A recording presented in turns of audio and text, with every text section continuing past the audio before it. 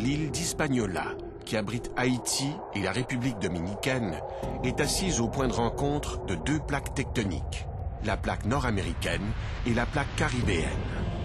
Tout le long de ces deux plaques, de nombreuses failles qui laissent échapper l'énergie accumulée, sauf la faille Enriquillo-Plantin-Garden. Cette faille est bloquée depuis 250 ans. L'énergie accumulée y est donc colossale. Port-au-Prince est construite sur cette faille. Une faille qu'on appelle décrochante, comme la fameuse faille de San Andreas en Californie. Le 12 janvier dernier, à 16h53, l'horreur frappe. C'est le décrochement. Un mouvement de coulissage se fait sur une cinquantaine de kilomètres le long de la faille Enriquillo-Plantin-Garden. L'un des côtés se soulève de plus d'1 mètre. La terre tremble pendant 1 minute. Une éternité.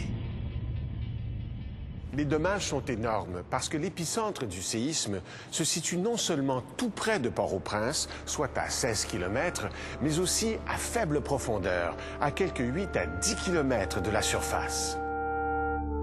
Ce type de tremblement de terre affecte des territoires plus restreints, mais ils sont généralement plus violents, avec des répliques nombreuses qui peuvent durer plus d'1 an. Des répliques qui viennent terminer la destruction initiée par la première secousse.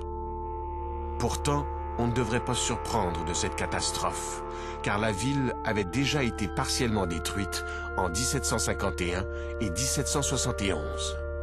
Pour les géologues, ce qui est arrivé en Haïti était inévitable. La reconstruction de Port-au-Prince devrait tenir compte de cette réalité, car là où il y a eu un séisme majeur, il y aura encore un séisme majeur.